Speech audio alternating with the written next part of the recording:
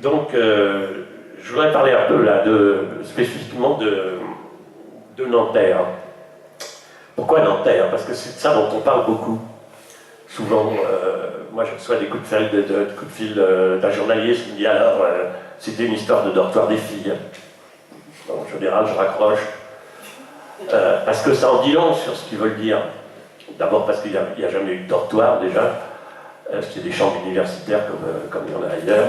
Et puis on voit très très bien ce que peut être un journaliste un peu libidineux et l'histoire du journal, du dortoir.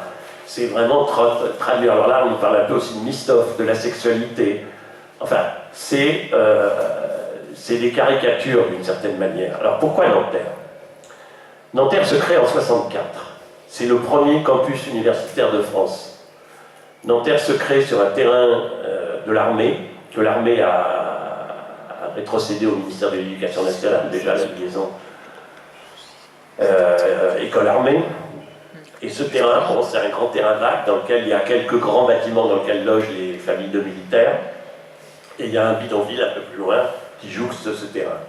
La première année, quand Nanterre ouvre, moi je suis au lycée de Nanterre, donc j'entre tout naturellement à la fac. C'est en 64, à la rentrée 64, il y a 1000 étudiants. 1000 étudiants, il y a 2 bâtiments, et il y a 2 bâtiments de cité universitaire et un restaurant universitaire. La caractéristique, c'est qu'il n'y a rien autour. Partout ailleurs, les étudiants, tu sors, tu as des rues, tu as des bistrots, tu as des cinémas, tu as des gens. Là, quand tu sors de Nanterre, il n'y a rien. Il y a la gare,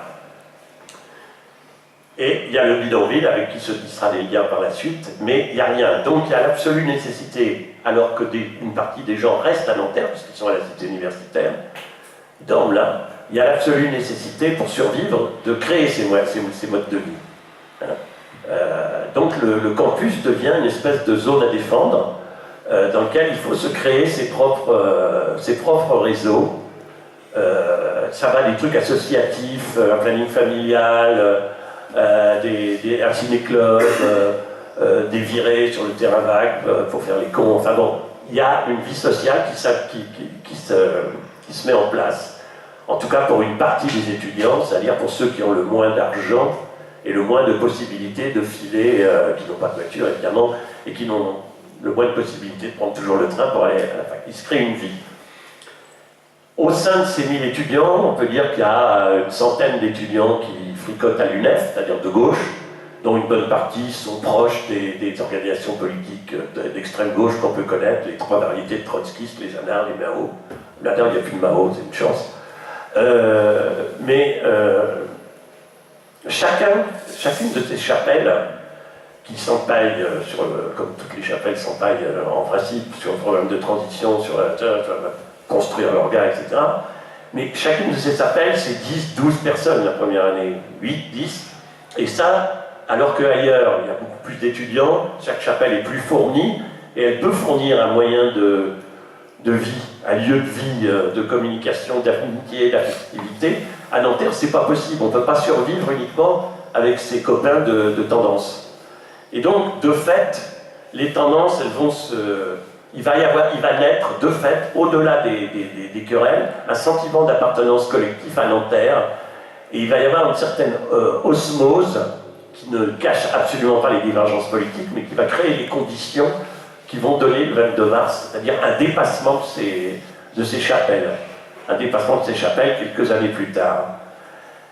Ça, c'est une des raisons qui, même quand la faculté va s'étoffer, perdurera un espèce de sentiment à Nanterre, de sentiment d'appartenance qu'on n'est pas exactement comme ailleurs, et comme pour les jeunes ouvriers et les jeunes OS, c'est nouveau la fac, on n'a pas les cadres syndicaux sur place. Les cadres syndicaux, ils sont à la Sorbonne, c'est la Fédération des groupes de lettres, c'est l'UNEF, etc. Là, tout est pareil, tout est à créer, donc ça part beaucoup plus de la base.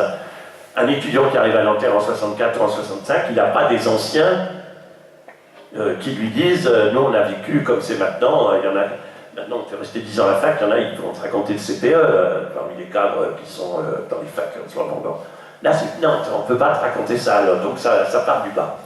L'autre raison, là, c'est une raison qui n'est pas objective, c'est une raison un peu de hasard, c'est la présence d'un groupe anarchiste. C'est un peu hasard, parce qu'il n'y en a pas beaucoup, des groupes anarchistes, mais là, il y en a un. Et il se trouve que ce groupe anarchiste, il a travaillé sur le problème de qu'est-ce que c'est que la faculté, qu'est-ce que c'est que l'université. Il y a des textes de fond qui fait ce groupe anarchiste, qui sont dans le bouquin. Et il s'appuie sur une vision relativement nouvelle et qui est en rupture avec le syndicalisme. Le syndicalisme étudiant à l'époque, c'est l'idée qu'il y a des intérêts communs à tous les étudiants. Donc il s'agit, pour être un bon syndicaliste et pour avoir une bonne politique, de trouver, de chercher qu'est-ce qu'on pourrait avancer qui mette en branle l'ensemble des étudiants sur leurs intérêts communs. Et nous, on dit non, il n'y a pas d'intérêt commun des étudiants.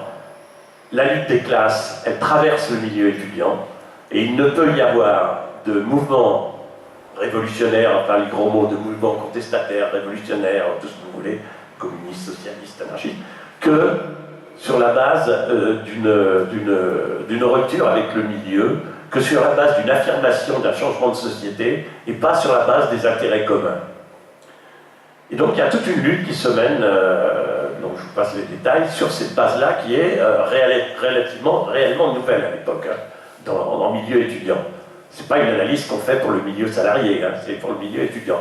Et donc ça amène à faire la critique du contenu de l'enseignement, et en particulier en sociologie, d'expliquer que ce n'est pas une question de revendication, ni de sélection, ni d'avoir des meilleurs polycopiés, ni d'avoir une réforme de l'enseignement, ceci, cela, mais c'est de comprendre que le passage de la sociologie, qui était une discipline proche de la philosophie, c'était une discipline spéculative, est en train de devenir une discipline, entre guillemets, scientifique, venue des États-Unis, pour rationaliser la force de travail.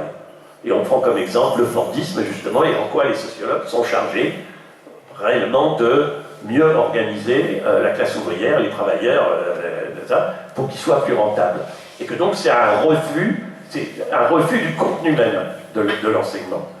Et ça c'est relativement nouveau, et ce qui est intéressant, c'est que ça marche autant que le syndicalisme, non pas que ces positions deviennent majoritaires, mais elles finissent par regrouper, quand le mouvement du 22 mars se crée, presque un bon millier de personnes sur les 15 000 étudiants, et un bon millier de personnes solidement ancrées sur ces positions qui foutent la merde, ça devient très vite dominant.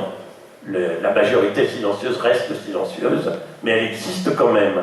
Et donc c'est pour dire que les premières manifestations étudiantes, alors je passe sur tous les petits détails qui est anecdotiques qu'on liait sur ce qui s'est passé à Nanterre avec les profs, l'intervention de la police, tout ça est exact, sauf les dortoirs. Mais les premières manifestations qu'il y a début mai, d'étudiants, elles regroupent à Paris 20 000, maximum 20 000 étudiants. Il y en a 500 000 à Paris. Donc, ça reste un mouvement minoritaire au niveau étudiant.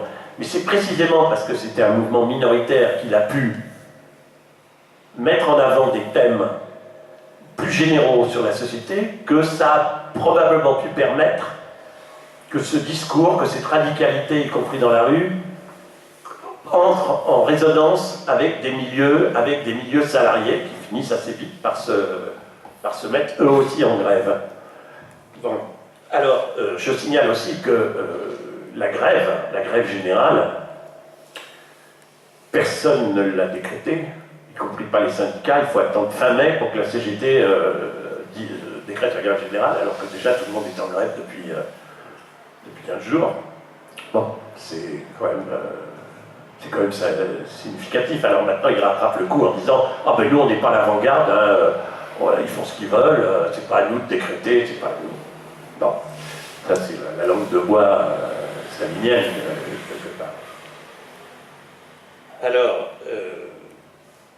qu'est-ce qui se passe assez rapidement quand les premiers indices de manifestation, les barricades et la grève générale se mettent en place? Qu'est-ce qui apparaît? Alors là, je parle sur Paris, mais je sais que c'est aussi ailleurs, mais moi, ce que je connais surtout, c'est Paris. Ce sont les comités d'action. Les comités d'action, c'est quoi? Les comités d'action, c'est des regroupements de 10, 15, 20, 30 personnes sur... alors, il en existe de différentes sortes. Il y a des comités d'action de quartier. Il y a des comités d'action sur des problèmes plus spécifiques. sur le problème de l'oppression des femmes, sur toute une série de questions. Il y a des comités d'action d'entreprise, il y a des comités d'action de soutien à telle ou telle cause. C'est divers et varié, mais ce qui les caractérise, c'est que c'est des lieux de parole et de discussion et d'initiative, et qu'à un moment donné va se poser, vers le 10-15 mai, le problème de la coordination, évidemment. Coordination de ces comités d'action. Comment peuvent-ils agir ensemble? Doivent-ils s'opposer? Et là, il y a une chose dont on parle assez peu en général. Il y a un grand débat avec des oppositions, il y a des clivages politiques dont on parle, parce qu'il ne faut pas croire que mai 68, c'est un long fleuve tranquille où il ne se passe aucune engueulade. Il y a deux positions sur les comités d'action qui sont dominantes, et là, bon, j'en parle aussi dans le bouquin, j'ai les documents, lors de grandes assemblées générales, alors il y a plusieurs coordinations, hein, il y a les comités d'action avec des travailleurs d'autres sentiers, peu importe. Les deux positions, bah, on les connaît, c'est les mêmes positions qu'il y avait c'est le même débat qu'il y avait sur les soviets avant. Il y a d'un côté ceux qui disent que les comités d'action doivent servir à la construction du parti, ils doivent servir de soubassement à la construction du parti révolutionnaire, et d'autres qui disent que les comités d'action en eux-mêmes sont le ferment duquel doit partir la réorganisation de la société, et donc évidemment c'est un débat extrêmement ancien, très vieux, qui regroupe en gros, qui oppose en gros les libertaires et, au sens très large du terme, et les marxistes-léninistes au sens très large du terme. Voilà. Mais ce débat il dure quand même 15 jours, 3 semaines, disons jusqu'au 15 juin, et ben après, bon, il va y avoir la reprise du travail. Et je voudrais dire que ces comités d'action, c'est quelque chose d'extrêmement important, parce que non seulement ça a été la colonne vertébrale, le squelette de la révolte de 68, mais en plus c'est ce qui a en partie marqué et façonné les années 70. Parce qu'il faut bien voir que ce sont ces comités d'action que sont nées beaucoup de choses.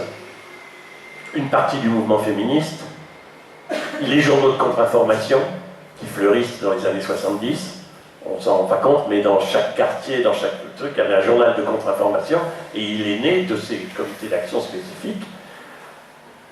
Les radios libres qui naissent aussi au milieu des années 70 jusqu'à ce qu'elles soient régularisées en 81 par Mitterrand. C'est issu aussi de toute la problématique que se pose la contre-information en général, que veulent faire, parce que l'objectif aussi des comités d'action qui perdure après 68, c'est de faire de la contre-information, c'est d'entretenir le feu, c'est de faire de l'agitation, d'être présent, et bien évidemment, fin juin, le rôle des comités d'action, c'est d'essayer d'empêcher la reprise du travail.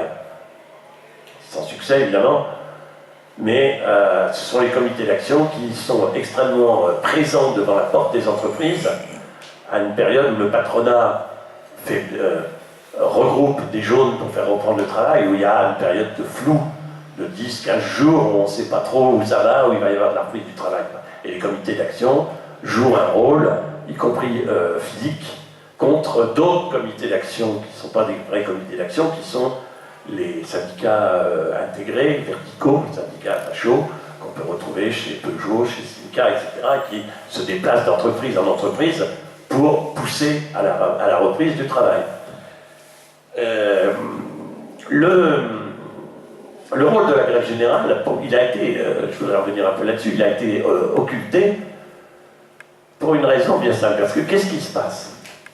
Qu'est-ce qui s'est passé après 68? 68 a ouvert des portes.